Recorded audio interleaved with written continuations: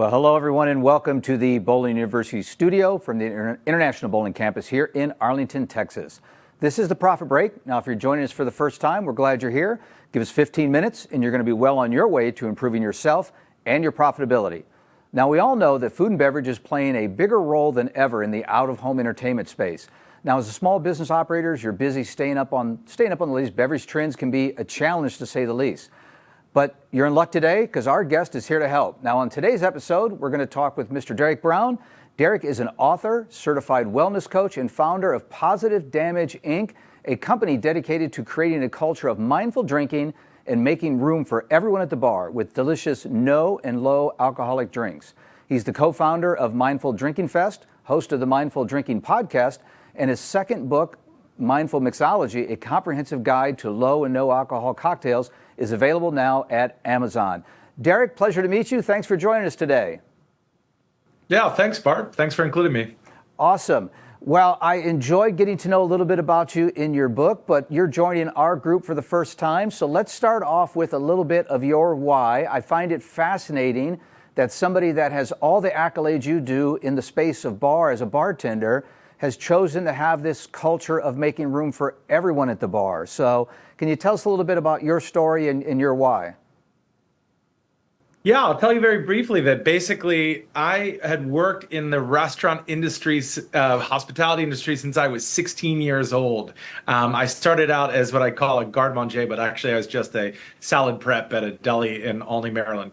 And I, learned everything about this industry from that time, including how to drink. And so as I went along in my career and I became, I went through the ranks and became a server and a host and bartender and manager and all of that, along the way, I just drank like everybody else.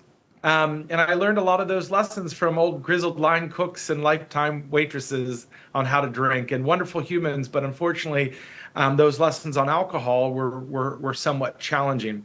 And as time went on, it just wasn't really serving me the way that I wanted it to. So I'd reached a kind of impasse where alcohol just wasn't, I just didn't have the right relationship with it. And I decided, that I wasn't necessarily going to identify as an alcoholic, which, kind of for me would mean that I'd have to spend my life in basements drinking bad coffee, which is okay too, telling my life story. There's certainly room for that. But I decided that for me, after going through therapy and, therapeutic drugs, that I could drink mindfully. And that's kind of lasted me to this day. And I really don't drink that much. I taste it occasionally for my job. But for the most part, I wanted to, it's a little bit selfish, I wanted to open up the opportunity for me to go to a bar and have delicious, adult, sophisticated drinks that didn't necessarily contain alcohol or a lot of alcohol. So that's a long path and a short story, but I'll stop right there. Well, it is a mindful story and one that I'm fascinated by the more I learn about you. But let's switch over to the business side now, because for me, from a retail perspective, when I go into a store, any type of store, I can pretty well spot a trend based off the shelf space that any retailer chooses to give. And in today's environment, I see more and more space being allocated to either low alcohol or no alcohol beverages, even within a liquor store, if you will. So let's talk a little bit about, from your experience, what's changing those consumers' behavior or taste to drive this? Well, some people are like me, that they've changed their relationship with alcohol, and some people never drink at all. In fact, it turns out that almost a quarter of all adults don't drink alcohol, which means that when they're walking into your bar or restaurant or entertainment venue, they're ordering soda, water, and bitters, or soda or lemonade, and they're skipping complex adult drinks because either they don't exist or they don't believe they exist or they don't think they're going to be very good. So, that's one portion of it. But the greater portion of it is about 50% of legal drinking age adults are changing their relationship to alcohol. A lot of people report that they'd like to reduce the drinking alcohol. And sometimes that's based on occasion, right? Like they're going out that night, they want to spend time with friends, but they want to get up in the morning and have be productive. And so I think we all know what happens when you have more than a couple drinks. The next morning you're a little foggy headed and I'm not going to be preachy here about it, but we all have gone through that experience. And so for some people, it's just one night that they want to go out and they want to have drinks, but they don't necessarily want to have a lot of alcohol. And that's where no and low alcohol cocktails, beers, wines, spirits are coming into play. People are looking for those, and like I said, the majority of people looking for those actually drink alcohol. It's just based on the occasion, they might choose not to. And so one of the really interesting statistics that I really love is that over 90% of people who are buying the products that you mentioned that are on the shelves drink alcohol. Yeah, that's fascinating. The data, regardless of what our feelings may be personally towards, alcohol, good, bad, or indifferent, the data says that we need to be there, right? I mean, just you cited some fascinating stats. So if we're going to be there, and as small business operators, whether we have a small food and beverage operation or a small entertainment center with food and beverage, where do you start, right? Because it seems to me like in the space of low and no alcohol, it's kind of an afterthought. That's right. I mean, and it historically has been that way. And that's why I see a lot of people are showing up and just ordering soda water, because they don't really think it's going to be good, or there's not really a effort to make it available and right out there in front of people. So, and there's a lot of like kind of sometimes embarrassment. People are a little afraid to order non-alcoholic drinks because they're afraid that they're going to be judged. So putting it right in right up front on the menu, making sure that people can see it and that it's clearly identified is a huge part of that. And I think that, everyone can do it. Like you mentioned, I mean, from every level, because it's growing easier and easier. First, there's these incredible non-alcoholic beers, wines, spirits, and RTD or ready to drink cocktails that you can purchase. You don't even have to do much to them, and they're ready to go. And then, of course, there's people who are consulting on it, myself included, books that you can get, Mindful Mixology. Let me just make a plug for that one right there. But there's lots of resources on the internet as well. I have a blog called Positive Damage that's a Substack that you can access, and I have lots of information about this, but I'm not the only one. And so I think that the first place to start in this journey is really just start doing a little research, and ideally it should be interesting and fun. There's a lot out there. And so, one of the things that I noted is I had, gone pretty far in my career as a mixologist, as a bartender, as a bar owner, and I gained all these great accolades. And I learned so much, and I'm not saying I learned everything, but I learned a lot. And so by the time I got to non-alcoholic products, it was like discovering a brand new world. And so that's the first and most important part to me, is it's not just about not drinking. It's about this opportunity to find all these great new products, make some great new cocktails, and open it up to everyone. Yeah, so I heard you say wine. Is there such a thing as a low or no alcohol wine? And how does it compare to other, wines that we're more accustomed to? Well, there's a couple different things there. One, there are de-alcoholized wines. So literally they are made, and they're made by really great producers. So examples include Gießen from Marlborough in New Zealand, or you have Leitz, which is in Rheingau in Germany. These are producers that make alcohol and non-alcoholic wine, which is really interesting. You even have in California, you have Oceano, who makes vintage non-alcoholic wines that are from St. Louis Obispo, and they're really excellent. So there is a difference, and I want to point that out. These wines don't contain, not surprisingly, alcohol, and so that changes the flavor. It changes the texture, but they're still very good, and they can still go great with food especially. Now, you also have something called wine alternatives. So those are not necessarily made from grapes or wine. In some cases, they might be based off verjus, which is grapes, but it's more like a vinegar.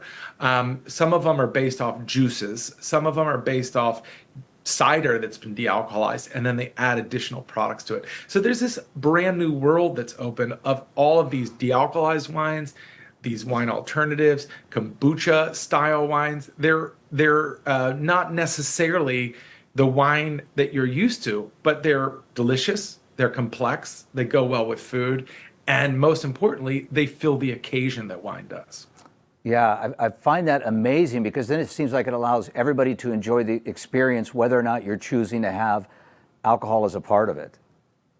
That's exactly right. And I think that, and whatever you like, let's say that you're a beer drinker, you're probably the most fortunate among the bunch because the non-alcoholic beers are among the best sort of proxy products or analog products in the sense that they taste really close. If you have a Heineken Zero or a Corona Zero or a Guinness Zero, they all taste more or less like those products. And so they're really easy. You pop it open, you drink it, and you feel more or less satisfied. And you can switch back and forth if you're drinking what they call tempo drinking, which means that you're choosing to drink alcohol, but you're doing it in a way that you're not necessarily going over the limit.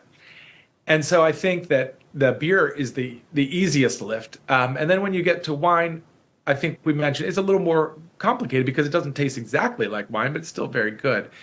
And then you have non-alcoholic spirits, which I will just say straight up front, do not taste like alcohol. And that's not surprising because they are literally non-alcoholic. But that does surprise people when they say they're a bourbon alternative, but they don't taste like bourbon.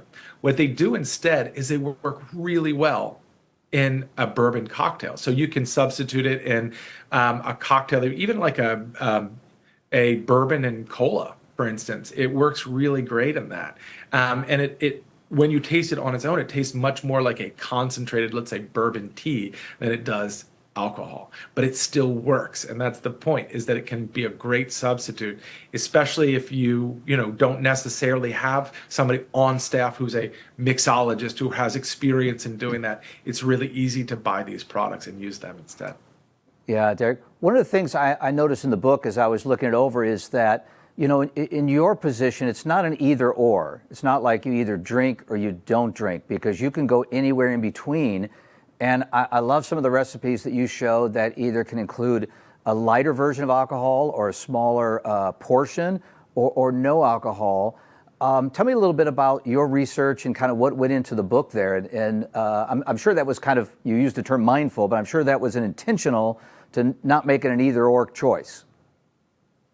That's right. I mean, I think sometimes we get the message when somebody says they're not drinking or they're reducing drinking, that the person believes that alcohol is somehow, you shouldn't drink it. And that goes back to our temperance days, or that goes back to, kind of this religiosity around it. But honestly, for me, I don't care if a person drinks or doesn't drink. I just want options. And so that's what I tried to present in my book. And that's the way I try to talk about it. And in many ways, this mirrors the vegetarian vegan movement, right? And plant-based movement. So you saw this a long time ago where, in the 1980s, if you had talked about vegetarian and plant-based cooking, it was one thing.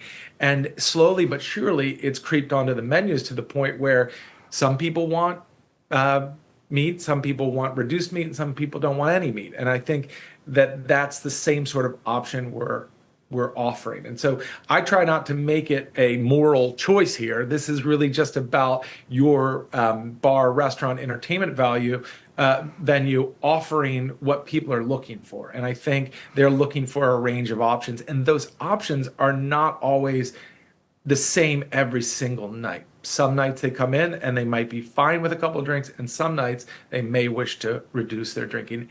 And if you don't have something available to them, they're simply going to pass.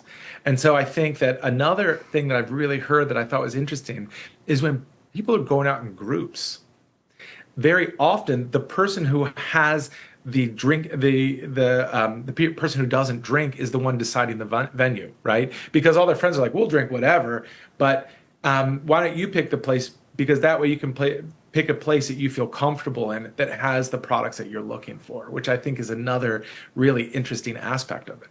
Yeah, and I think your analogy of the food is an incredible one. I've not thought about it that way, but I think that is spot on. Now, before we let you get away today, let me sneak in one more question, because I know another area that you spend a lot of time on is menu engineering, menu creation. It's been my experience that in this area, this kind of low or no alcohol is kind of an afterthought. I mean, anything you can share with our viewers today, just kind of some thoughts as they're thinking about designing their menus, what kind of placement, and should it be featured, and if so, where?